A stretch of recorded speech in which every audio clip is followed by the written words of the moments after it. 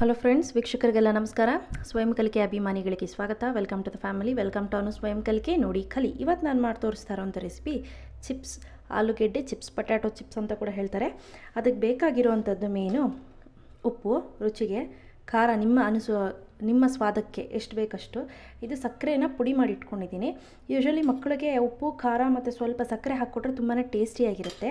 ಆನಂತರ ಇದು ಒಂದು ಬೌಲ್ನಲ್ಲಿ ನೀರು ಹಾಕಿ ಇಟ್ಕೊಬೇಕು. ಆನಂತರ ಆಲೂಗೆಡ್ಡೆಯನ್ನು ತೊಗೊಳ್ಳೋದು ಒಂದು, ಅದಕ್ಕೆ ಆದಂಥ ಈ ಚಿಪ್ಸ್ಗೆ ಅಂತ ಸಪ್ರೇಟ್ ಆಲೂಗೆಡ್ಡೆ ಬರುತ್ತೆ ನೋಡಿ. ಇದು ಬಂದು ಹಸಿ ಆಲೂಗೆಡ್ಡೆ, ಅಂದರೆ ಇದು ಫ್ರೆಶ್ ಆಲೂಗೆಡ್ಡೆ ತೊಗೊಬಾರ್ದು. ಇದು ಒಣಗಿರೋವಂಥ ಆಲೂಗೆಡ್ಡೆ. ಹೇಗೆ ಗೊತ್ತಾಗುತ್ತೆ ಸ್ಟಾರ್ಚಿ ಇರೋವಂಥದ್ದು ಇದು ಸ್ಟಾರ್ಚಿ ಇಲ್ಲದೆ ಇರೋವಂಥದ್ದು ಅಂದರೆ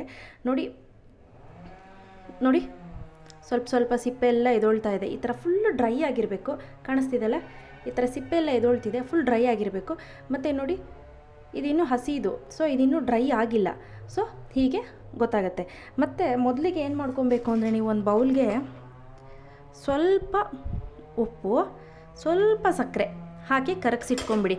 ಆನಂತರ ಈ ಆಲೂಗೆಡ್ಡೆನ ಫಸ್ಟು ಸಿಪ್ಪೆ ಎಲ್ಲ ಒರ್ಕೊಳ್ಳೋಣ. ನೋಡಿ, ಆಲೂಗೆಡ್ಡೆನ ನೀಟಾಗಿ ಸಿಪ್ಪೆ ಎಲ್ಲ ಒರೆದಿಟ್ಕೊಳ್ಳಿ.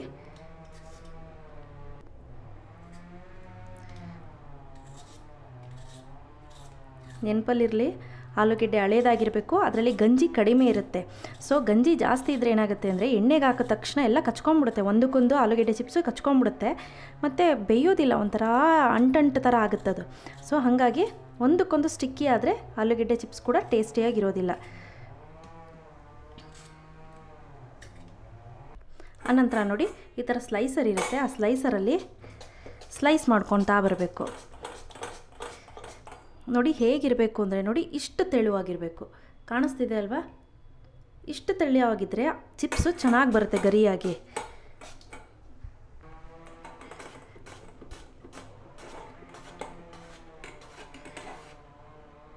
ನೋಡಿ, ಈಗ ನಾನು ಇದನ್ನು ಮಿನಿಮಮ್ ಹಾಫ್ ಆನ್ ಅವರ್ ಅಂದರೆ ನೆನೆಸಿಟ್ಕೊಬೇಕು. ಯಾಕೆ ಉಪ್ಪು ಹಾಕಿದ್ದೀನಿ ಅಂದರೆ, ಉಪ್ಪು ಸಕ್ಕರೆ ಏನಕ್ಕೆ ಹಾಕಿದ್ದೀನಿ ಅಂದರೆ, ಅದರಲ್ಲಿ ಗಂಜಿ ಅಂಶ ಏನಿರುತ್ತೆ ಅದು ಬೇಗನೆ ರಿಲೀಸ್ ಆಗುತ್ತೆ. ಸೊ ನೋಡ್ಬೋದು ನೀವು, ವಾಟರ್ದು ಕಲರ್ ಹೆಂಗೆ ಚೇಂಜ್ ಆಗ್ತಿದೆ ಅಂತ ನೀವೇ ನೋಡ್ಬೋದು. ಇಲ್ಲಿ ನೋಡಿ, ಆ್ಯಕ್ಚುಲಿ ನಾವು ಇದ್ದಿದ್ದ ಕಲರ್ ಯಾವುದು ನೋಡಿ, ಇದೆಲ್ಲ ಗಂಜಿ, ಇದೆಲ್ಲ ಸ್ಟಾರ್ಚ್.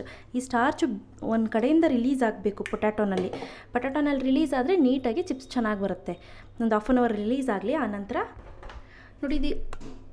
ನೋಡಿ ಈಗ ಇದು ಆಲ್ಮೋಸ್ಟ್ ಹಾಫ್ ಆನ್ ಅವರ್ ಆಗಿದೆ. ನಾವು ಇದನ್ನೇನು ಮಾಡಬೇಕು, ಸೋರು ಹಾಕ್ಕೊಬೇಕು. ನೋಡಿ, ನೀಟಾಗಿ ಸೋರು ಹಾಕ್ಕೊಳ್ಳಿ, ಮತ್ತು ಒಂದು ಸತಿ ಚೆನ್ನಾಗಿ ತೊಳ್ಕೊಳ್ಳಿ ಇದನ್ನು.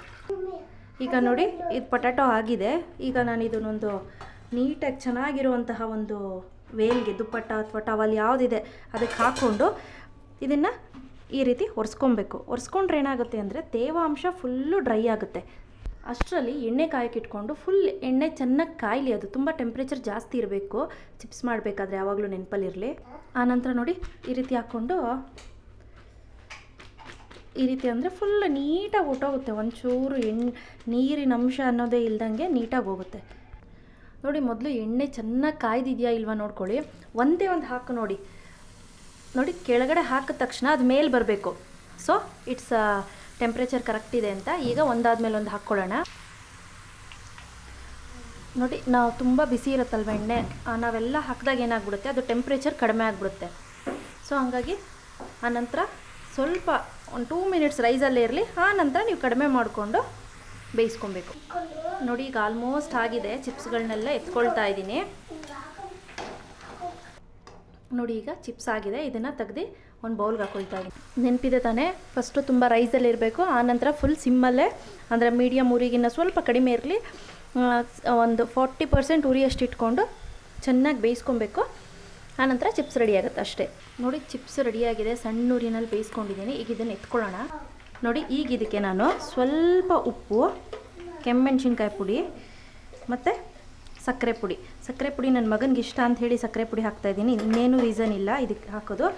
ಇದಿಷ್ಟೇ, ಜಸ್ಟ್ ಒಂದು ಸತಿ ಶೇಕ್ ಮಾಡಿಬಿಟ್ಟು ಮಿಕ್ಸ್ ಮಾಡಿಬಿಟ್ಟು ಕೊಡೋದಷ್ಟೇ. ಚಿನ್ನ ತೊಗೊಂಬಂಗನೆ, ಹೆಂಗಿದೆ ತಿನ್ನೋಡು, ನಿಧಾನ ತಿನ್ನೋ. ಸೂಪರಾಗಿದೆಯಾ? ಓಕೆ, ನೋಡಿ ಇಷ್ಟೇ. ಇವತ್ತು ನಾನು ಮಾಡಿದ್ದು ಇಷ್ಟ ಆಯಿತು ಅಂದರೆ ಪ್ಲೀಸ್ ಲೈಕ್ ಬಟನ್ನ ಹಿಟ್ ಮಾಡಿ. ಇನ್ನೂ ಇಷ್ಟ ಆಯಿತು ಅಂದರೆ ಶೇರ್ ಮಾಡಿ. ಗೊತ್ತಲ್ವ, ನನ್ನ ಚಾನಲ್ ಹೆಸರು ಅನು ಸ್ವಯಂ ಕಲಿಕೆ ನೋಡಿ ಕಲಿ. Thank you, bye.